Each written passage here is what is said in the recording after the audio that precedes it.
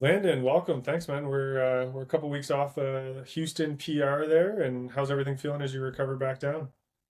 Yeah, I've recovered pretty well this time around.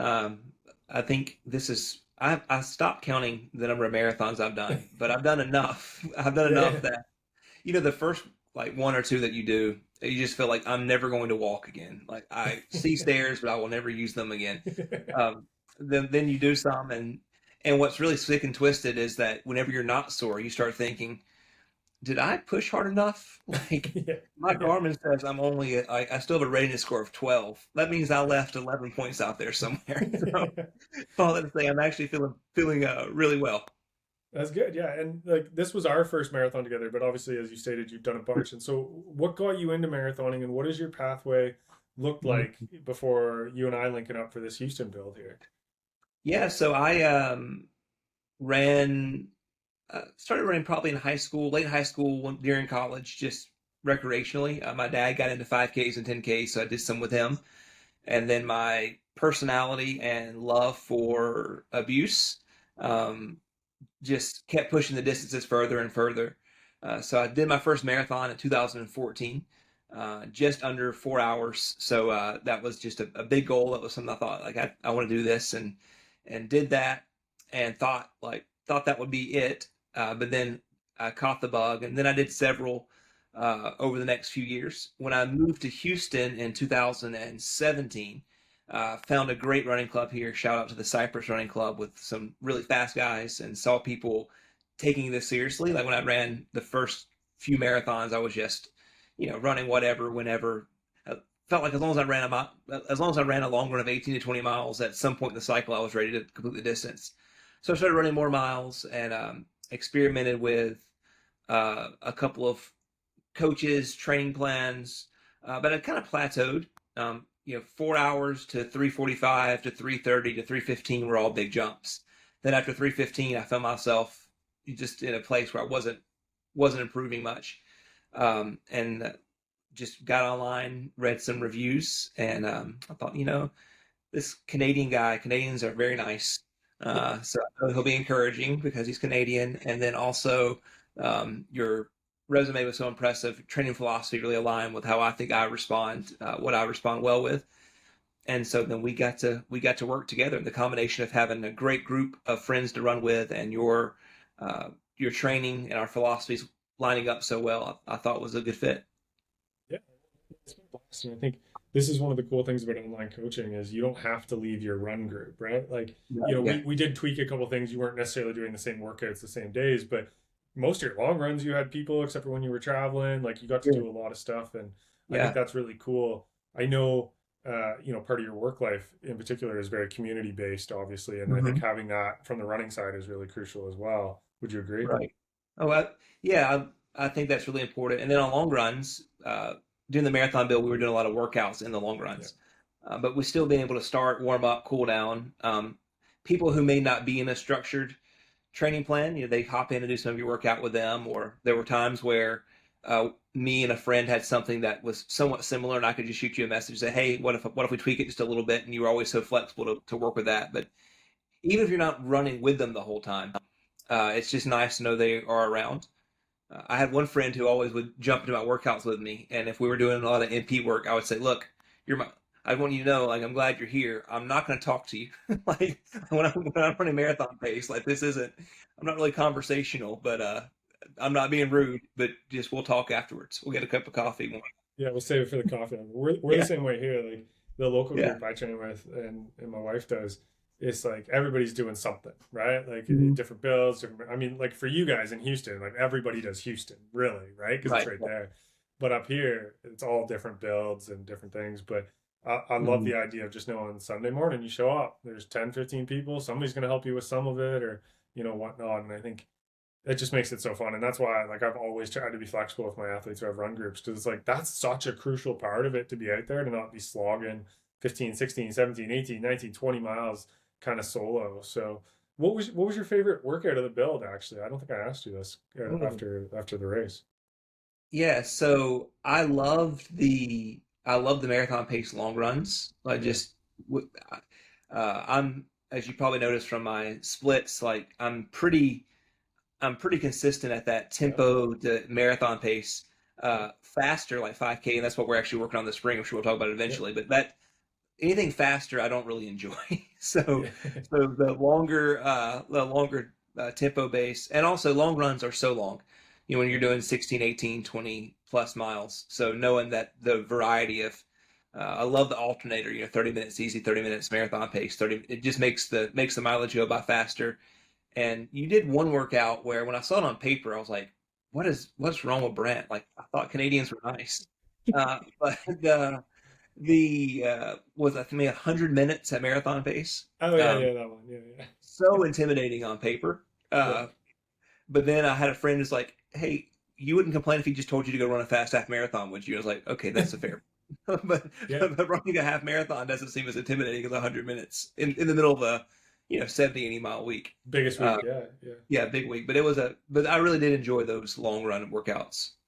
Yeah, and it's interesting. Like the reason why we do that, and I think I've talked about this before, is I'd rather you find out that the MP that you're targeting is too fast Mhm. 3 weeks out than at Yeah, mile 10 on race day, right? right. And when Yeah, you're on the side of the road going, "Why me? Like, what did I do?" yeah, Right?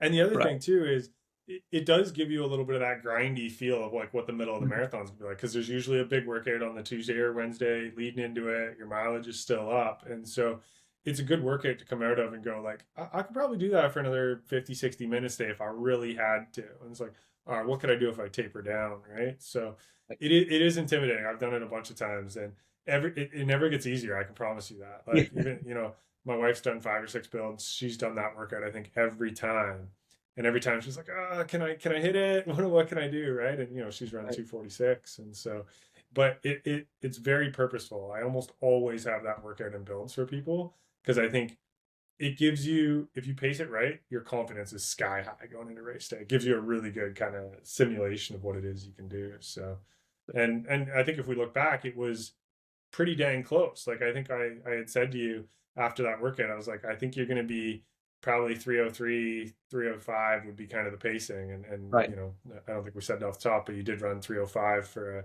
Yeah. PR. And so Right. I wanted to ask you, we talked about this offline before because I've been there so many bloody times and I know so many athletes have. It's like 305 was a PR and we're happy for the PR, but we were shooting, wanted that sub 3, right? And so how do you handle, or how did you, let's say, handle the juxtaposition of those feelings, right? Where it's like, hey, yeah, I did PR, but it's like the goal was a little further up because that's a hard one for us sometimes. Yeah. Well, that kind of gets into the whole race in general. I'm with you. So we talked, that kind of 3 hours or 3:05, somewhere in that range. Yeah. Really been targeting sub 3 for quite some time. In my uh, build, I knew that going sub 3 it'd be an ideal day. It would be a day where I just kind of felt better than expected, um, and knew right off the bat that day that like, okay, it's not a sub 3 day, but it's still a possible PR day, just because the 7 minute per mile pace when I started it, the goal was if I can start at 7 minutes per mile, get halfway, and then start seeing if I feel like going better. I could tell right away that no, this is probably all I have today, and I need to fight to stay here. Um, so I think when I finished, there was still some pride and like excitement because it never felt easy. It never really felt smooth, and so the fact that I was tough enough to just kind of hang on whenever I wasn't feeling great.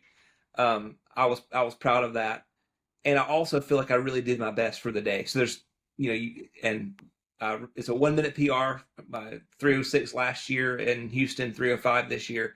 1 year older and 1 minute faster. Like, don't, nothing to complain about. But there still is that hunger for, okay, like I want to do more.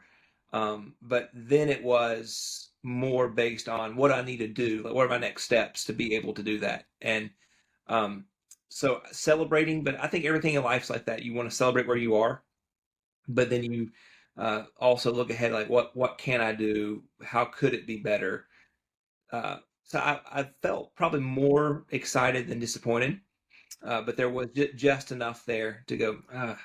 I, I a lot of my running friends, they're running faster times, and so this is one thing I've learned is that it's easy to look at their times and go, oh man, like how, they're how 255, that's so fast. Or but then you forget that there are people that are running, slower than you are, that look at your times and go, how's that even possible? That's so Yeah, fast. And to keep it all in perspective, that we always kind of compare up rather than compare down. And overall, we're just competing with ourselves. And so, I also think, along those lines, it's really important to not have running be the only thing in your life. And whenever you have a full life, your fulfilling career, family, other hobbies, it it takes some of that pressure off, because like, my wife's not going to leave me because I ran a 306 instead of, or yeah. 305 instead of sub 3. Like Yeah. it keeps everything in perspective. You know what's funny? I used that exact same technique coaching like juniors and high performers in the Yeah. college scene. They'd come before, what if I don't win, or what if I don't get this, or what if I don't make the team? And I go, I'll never coach you again.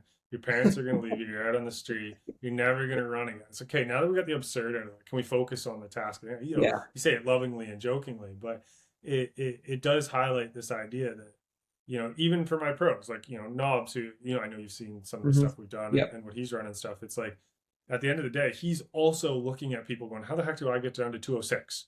Right? Right. Yeah. He's got like 6 minutes. He's running 212. Any of us Right. mere mortals would be like, I'd love to run 10 minutes slower than that, right? Kind of thing. No doubt. Right. Yeah. And so it's always there. And the part that I try to hit on, and you nailed it, I'll just say it, my Yeah. psychobabble is being a little bit more process oriented, right? And I think, Mhm. Sure. you know, your job probably leads to that quite a bit, having to be process oriented, right? Like with your teachings and the way you're navigating and supervising and such. And I think it's a blessing to be able to be that way, because I'm sure you've seen it in run groups with people around, that there's a lot of people not that way either, that are Yep. really outcome oriented, unfortunately. And I think that is unfortunate because it carries over. And you've got this beautiful family. I'm sure your kids Yeah. loved seeing you at the end of the race. They don't know the difference between 259 or 305, right? Right. Yeah. And also with I'd love to get your feedback on this being Mm, process oriented. I find that there's this balance between being all in on race day. So you yeah, don't want to go in with a mindset of like, well, if I don't do well, it'll be fine. But also, I like to go ahead and kind of have my next goal sketched out for beyond race day. sure. That way, there is something in my head that goes like, okay, this race isn't like, this doesn't end my running career. Like this isn't. I'm not going to Mm, stop running after today. This is a step, and then I'm excited about recovering and then jumping into a 5K block. Or yeah. so, with your expertise, I'd love to hear you comment kind of on the balance of it, because if you're too future oriented, you can kind of approach every race like Yep. no big deal. You really want to be fully present on race day, but have a broader perspective as well. Yeah, it's interesting. Like across the spectrum of performance, there's differences. So some elites, like if you're watching, like anybody listening is watching, like the top racers at Tokyo, London, Berlin, New York, whatever, right? They're actually more so racing than time trialing.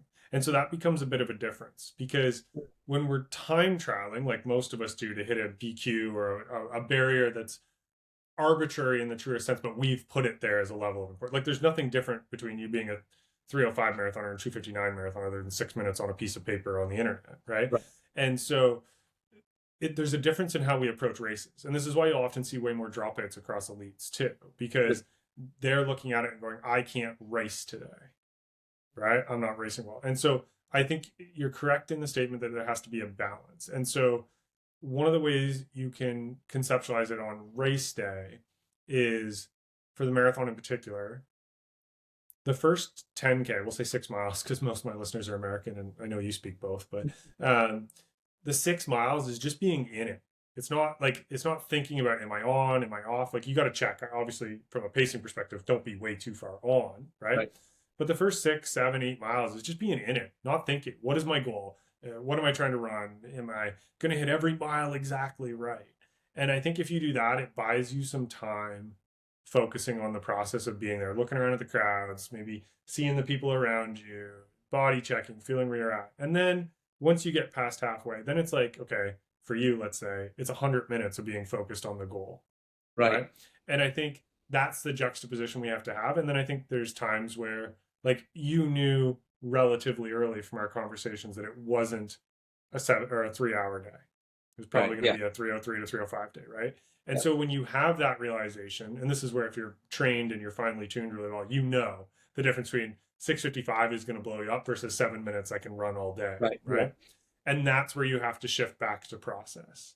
When it's Hmm. like, I'm not racing now per se, I'm running. And I Yeah. don't mean that to denigrate what it is you did. You still Sure. raced, obviously, but there's a difference between I'm on that 259, I'm hanging on, throwing everything. Like you could Right. smack me with a bat right now and I'm trying to go Yeah. through it, right? Versus Right. like I'm trying to do everything I can today. And I think that's where we switch back to process. And I think that ability to zoom in and zoom out is a crucial skill for distance runners, not just in that domain, but like if we've got peripheral fatigue, quads are spasming, hamstrings, okay, what am I going to zoom out to?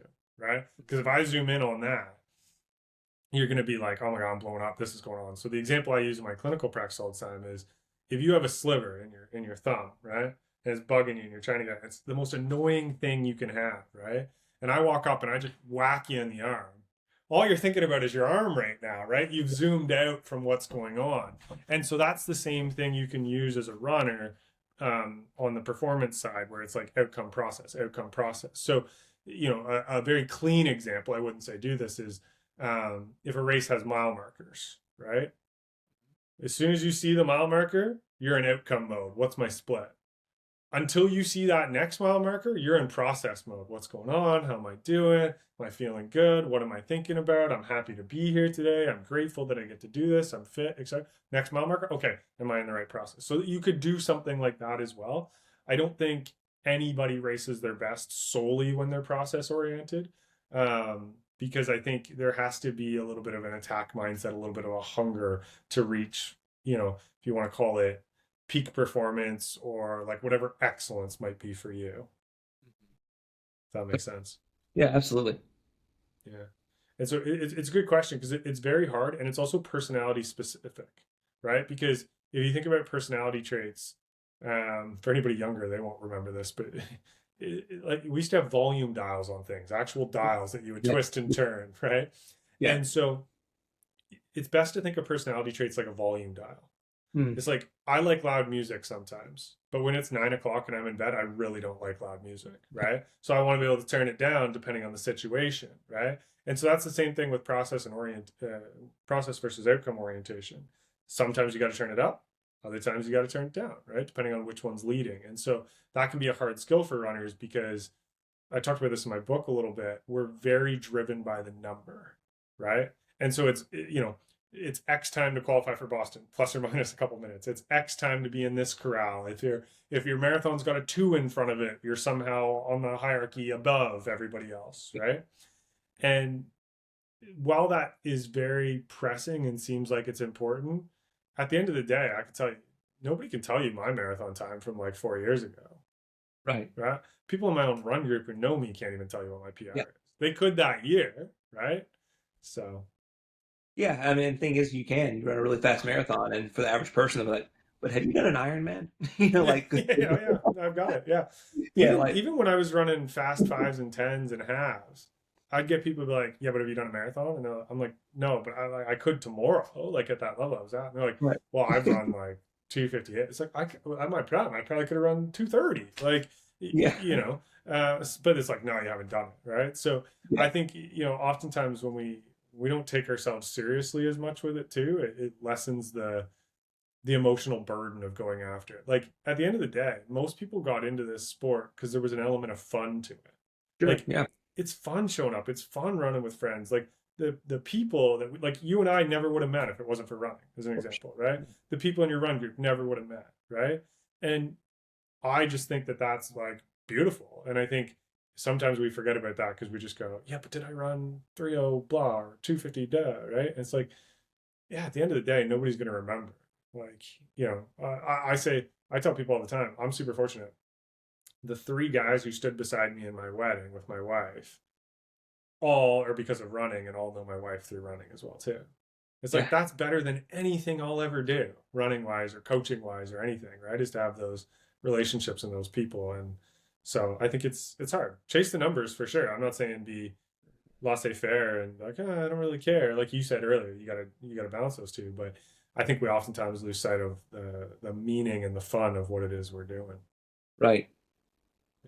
What do you see with that though? Like on the athlete side, it's easy for me to say this on my ivory tower as a therapist and coach who doesn't compete anymore. But what does that resonate with you? What do you think of It that? certainly does. I mean, anything that I do, I want to do the best that I can at it. So Sure. that's the performance Yeah. side for me. So it's not so much. There are some arbitrary numbers. Like I do want the marathon Sure. with the two in front of it, Yep. and it's been elusive, which makes it even more of a goal because Yep.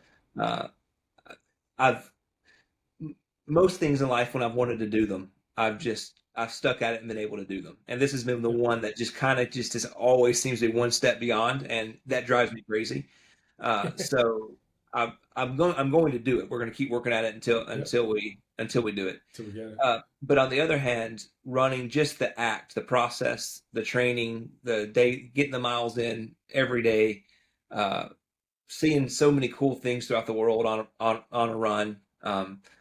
I, a couple years ago, I did rim to rim to rim of the Grand Canyon, and just being in shape to do that. Like it wasn't fast. Did not set any records.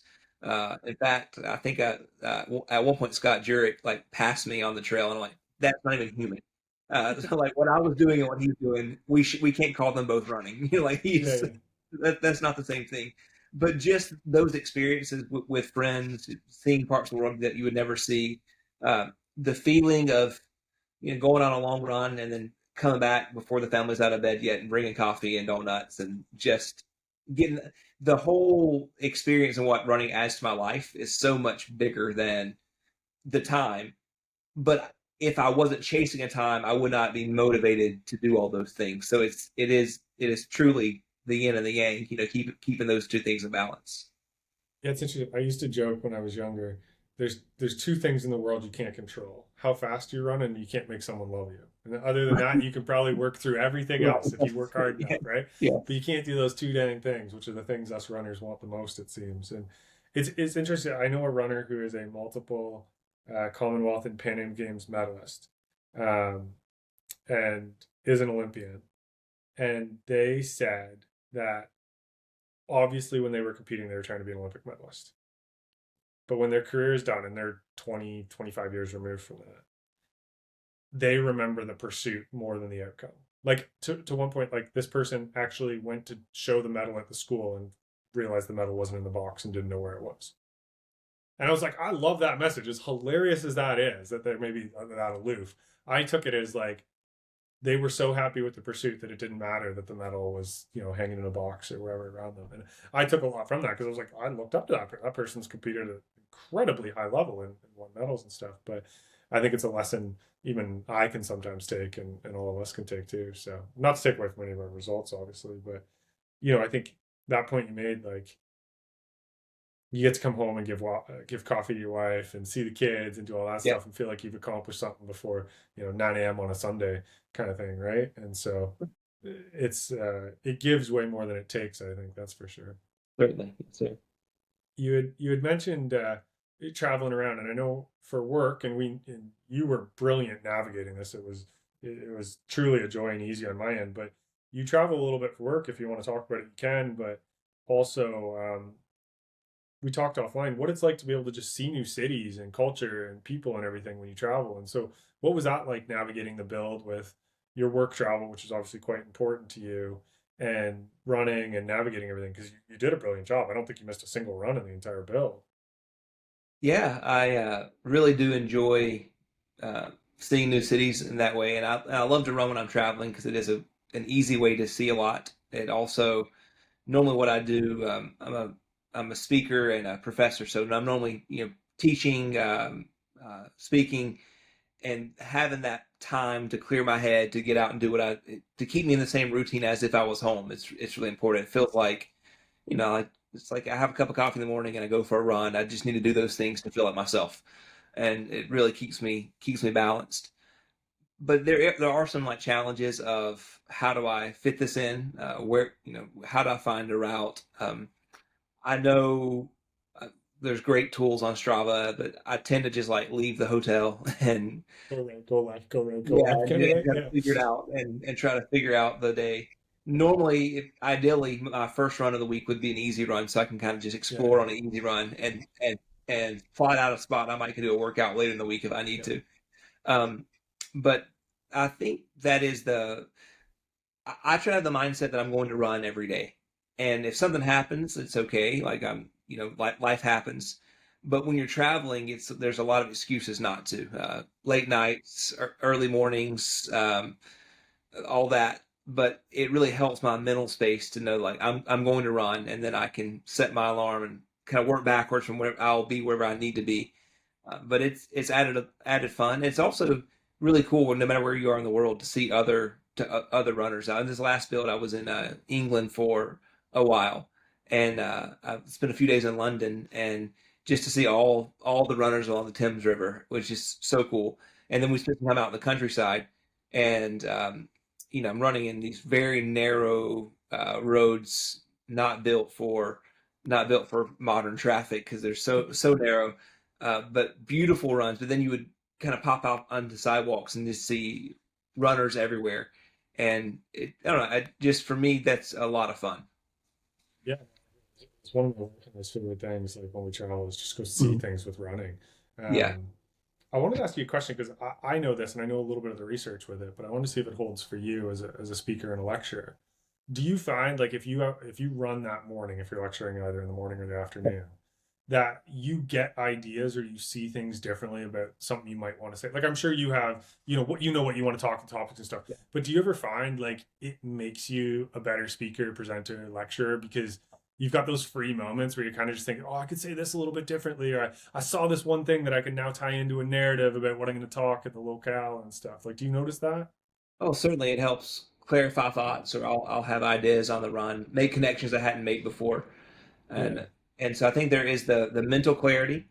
I think also because we're like holistic beings too. Like whenever you Yeah. feel good physically, you perform well intellectually and mentally. And so when people find out that uh, I'm starting to speak at 8 a.m. or 9 a.m. and I've already put in 10 miles. Like, isn't that exhausting? And like, I actually feel better after my run than I would if I would have slept in to, 45 minutes before the talk and then, woke up, had a cup of coffee, and went right into. So I think it wakes me up. I feel confident. Just the whole process. So I think it's the intellectually stimulating, but it's also like just as a holistic human you're able to be fully present at, after you've done the thing that you love to do. Yeah, so I'll tell you two interesting things, or at least I Yeah, think they're interesting because I'm a yeah. nerd. But the first one is I can't remember. I'll cite the author in the show notes, but I forget it off the top of my head. There's research to show that people who exercise in the morning, and it's independent of exercise type, um, see problems as something with a solution versus those who don't exercise in the morning tend to see problems more so as obstacles. And so what's really interesting, like if you're if you're in a career where you have lots of problem solving or young family as you're trying to navigate them at the door and all these things, right? That morning exercise, as much as others might think, oh, you're going to be fatigued, you're going to be exhausted, and trust me, there's an element to that some days for sure, right? But you're much more likely to be faster on your feet solving problems and navigating things, Yes. which I think is quite interesting. And then the Yeah. second piece, I lecture in our local school of medicine every year. And I start my lecture with a picture of my dog, my little Australian Shepherd, who's super cute. And some years I psych them out, making them think I'm going to bring my dog in as like puppy therapy. But I start the lecture with the idea that humans and dogs are almost identical. If you feed them well, you exercise them well, and you talk to them well, they're happy as can be, right? And I think that's a little bit what you touched on about being a holistic human being, right? Oftentimes if we don't do the movement piece, we're not the same. If we do it in the morning, we feel better, right? I also think there's um, a better integration of thought patterns towards the positive when we've accomplished something, even if it was a bad run. You felt like garbage, you were tired, whatever. Where that it sets up your thought processes better for the day because as bad as the day has been, you've accomplished something. And I think accomplishment, purpose. I mean, I'm sure you speak about this on your side as well too, but those are great orientations for setting up in the micro and the macro. Yes. 100%. I agree with you. Yeah. Do you do you ever get anybody to come run with you, like when you travel? Like, does anybody that you're speaking to, or you kind of go solo? Uh, What do you do? yeah, sometimes. some places I go that I may have friends that are also runners that I'll have them join me, but not usually, because usually, when you travel, you're on a little. I'm always on a little bit tighter schedule, so I just need to like leave the hotel and get out, get it done, and get back.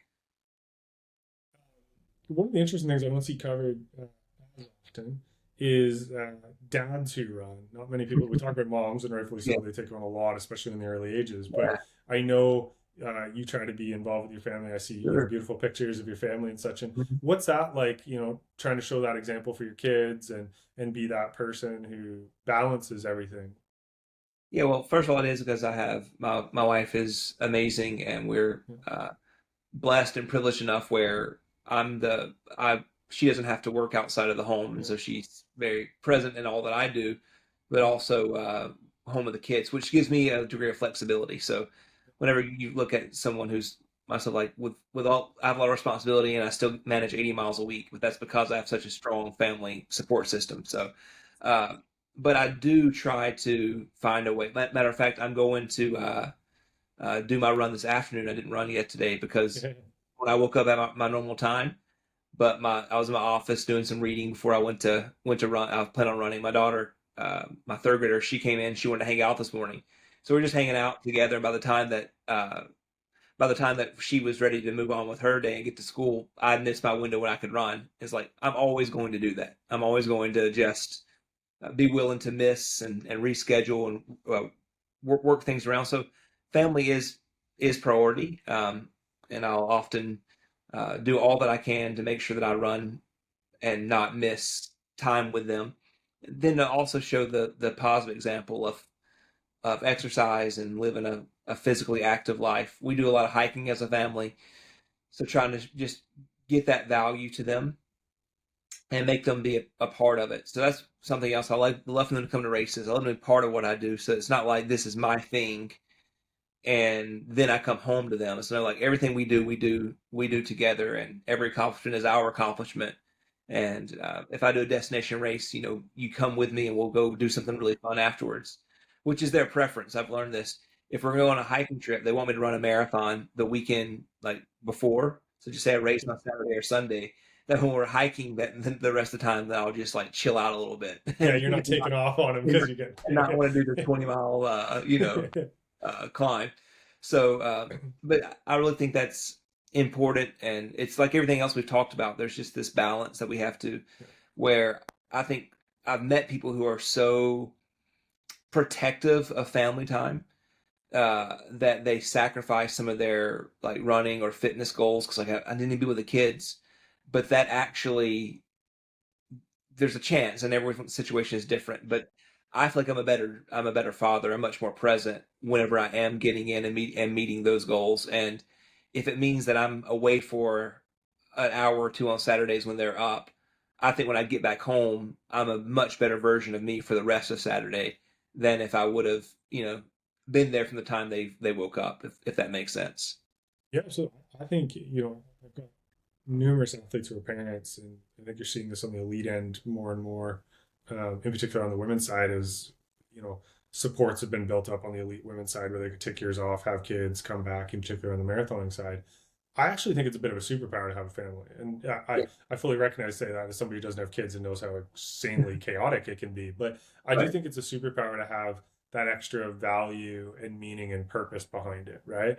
And exactly like you said, I see it both in my clinical practice and in my run coaching practice, where people constantly report, if I didn't have exercise, I don't know how I'd handle the kids, right? And Yeah. it's like, not that they'd be a horrible, desolate parent kind of thing. I'm sure they'd figure it out, but they recognize I've got more patience, I've got more grace, I've got more clarity, I've got more, desire to be with my kids because you have that juxtaposition. I feel like I'm away, but I know I'm better when I do it, right? And so I do think it's a superpower, and I think if people can find the right balance of it for themselves, but in particular for their kids to see that it's possible, especially young kids, I think to see parents being active, even if they don't have a sport yet, right? Just Right. instills that activity is part of like family life, no matter what you do.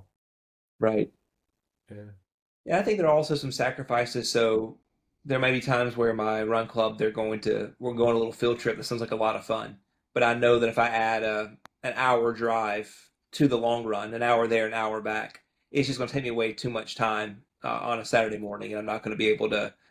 I'm not willing to sacrifice that time. So even though I would want to, I it's family is always going to be first. But I don't think you rarely have to choose. I do. Others may be in different situations, but I rarely have to choose between running and family. There's a way that they both can work, but I might have to be willing to compromise a little bit somewhere along those lines. Yeah, absolutely. And I think, like I said, I don't think you missed a single run in the entire build. So you certainly got the balance figured out. So kudos to you and your wife for sure. Um, I wanted to touch base a little bit and shift gears on what we're doing next because I think you're in an interesting position where a lot of us would come back, and Houston's weirdly timed in the year, as we kind of talked about, where you fall a little bit short of the goal and you go, okay, I'm going to go back and do a marathon again, right? Right. And when we started mapping out the year and such, we realized it's probably going to be a little bit of a gap before we do it. And so we had talked about closing some of the gaps, and this has led us to doing a big in air quotations spring season of 5Ks, 10Ks, and a half. And so, what did you feel like when we talked about that, knowing that that marathon goal still has the primacy in terms of what we're doing, but you know, working in a different angle to close the gap than maybe you have previously? Sure. To me, it makes sense. Like I feel like I had a really good marathon build. I hit all the paces, and I felt like I did what I could. And so there probably wasn't a lot of gains to be made by just going and doing that again. We had one thing about Houston is that the weather can often the marathon weather can be hit or miss. It can be very hot in January, and for like maybe the fourth year in a row, we've had really good weather, which makes me incredibly nervous going forward because like eventually those odds are going to play. But Yeah. whenever you had a good training cycle, I felt like nutrition went well, taper went well. I did have a bathroom stop in the race, but that probably only cost me 20 seconds or something. Not a huge deal. Uh, so there's nothing to point back to the race and go like, if only the weather would have been better, or if only, I felt good coming in. Like things were pretty much ideal, and I got the result that I got, which makes me think that was the shape that I was in, and that's what I had that day. So then, what does it take to be able to take a step forward? And I do think it's the top end speed. Uh, that we've observed this in some of my training, that where we've talked about this before, but when it's just at 650 to 7 minute mile, I can hold on and feel pretty comfortable for a very long time. But 630, it feels really hard, and so how can we get comfortable going a little bit faster than marathon pace, which then makes marathon pace feel something that I can hold on to a little bit longer. So I think it makes total sense. It's not my favorite. Honestly, 5Ks hurt. I don't like them. Yeah. I don't like the pain involved. I Yeah. like that they last about 20 minutes. That's nice. Yeah. That is Yeah. it's Yeah. over quickly. But the but the actual running the 5K is not fun whatsoever. Um, However, it's a logical move for me, and I'm excited about it.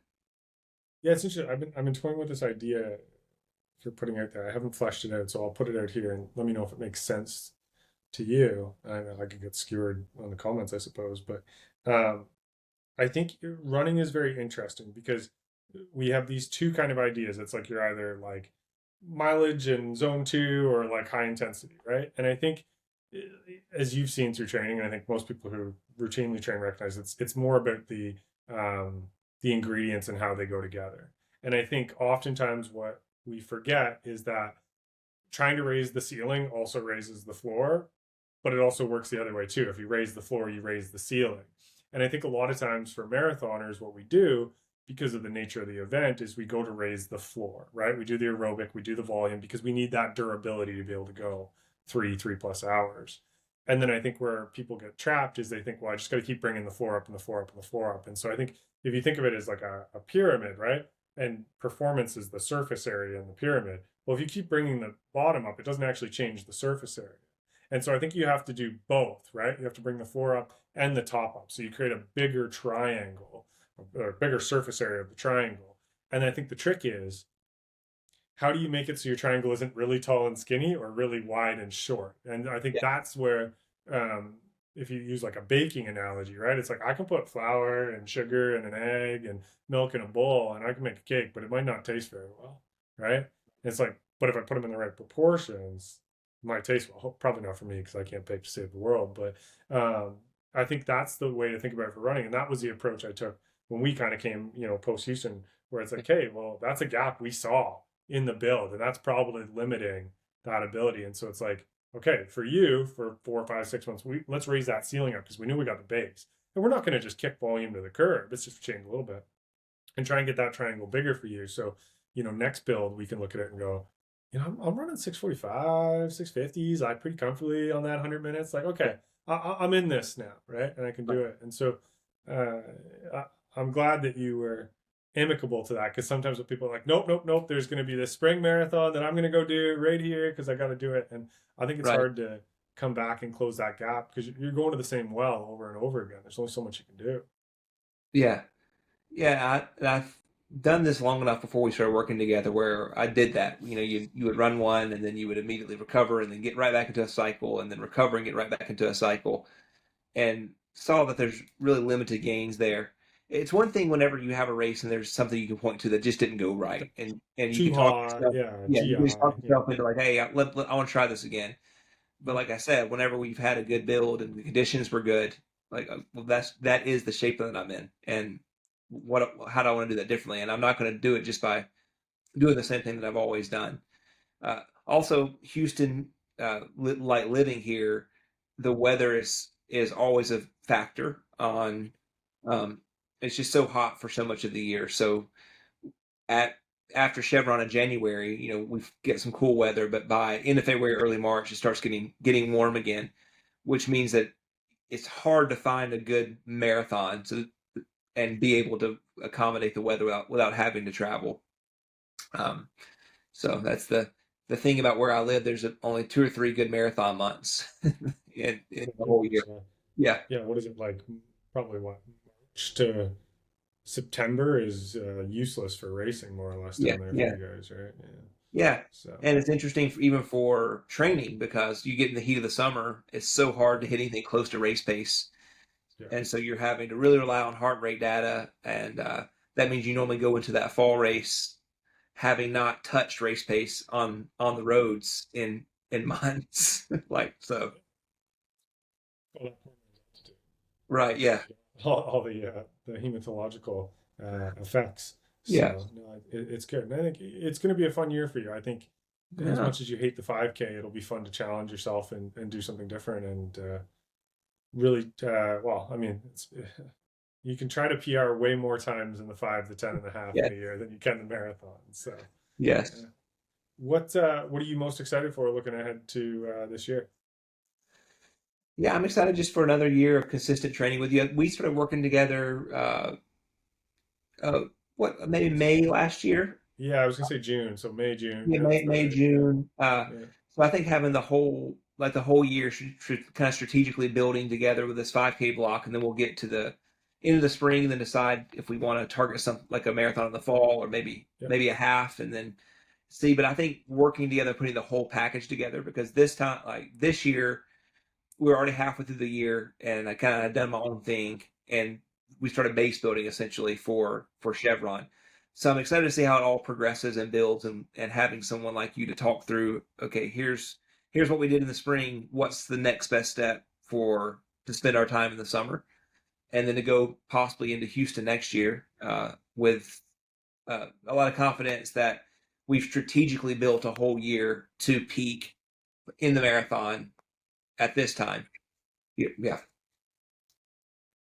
I like crazy if the weather stays nice for 5 out of 5. That's the other piece. No, Yeah. so yes. No, it'll be good. Cool. Well, yeah, no, I'm looking forward to it, and hopefully next year after Houston we can jump on and be it a 2 or a 300 or something. We can Right. talk about that, but it'll be fun to see your journey as it goes throughout the year. So I just wanted to say, thanks for coming on and doing this. I think I had good feedback from the one with Cassie where athletes got to see what it was actually like to like do what it is you guys do versus me just rambling on for 25 minutes about tempo pace or something. So Yeah. I appreciate you coming on and sharing your story, and I can't wait to next year bring you on after Houston with a different number attached to you. All right, Brent. Well, appreciate letting me do this today and all that you do as a coach and all the great content that you put out. I love the approach where you do the science, you do some of the psychotherapy, the psychology behind running, but also the practitioner. You're also a practitioner who's putting it all to good use, and so your blend of theory and practice makes it a lot of fun to work with you. And excited about the year. Appreciate it. It's weird. I didn't think I would like this content thing. I'm still, I don't know, but I come at it from the approach of giving, right? Like I think there's so much out there, and if we can just kind of take what like works and show it working rather than just saying like I did this kind of, it's like it works over multiple people and multiple builds and all these things. I think we can, my mentor when I first got into coaching said the goal of a coach is to leave the sport in a better place than it was when you found it. And so I take this as part of that mission. So I truly do appreciate the kind words on that. And it's hearing things like that make me keep going, even though I have to sit in front of a camera half the day. So, okay. Thanks, man. Appreciate you. Yes, sir. Thank you.